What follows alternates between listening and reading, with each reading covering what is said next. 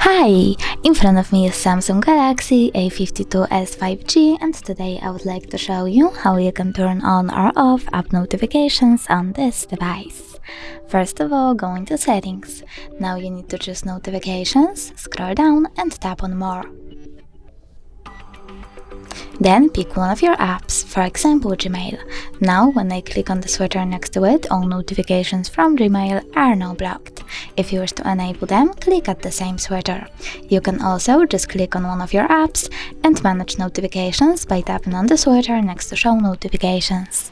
Thanks so much for watching. If you enjoyed this video, smash that like button, comment and definitely subscribe. Bye!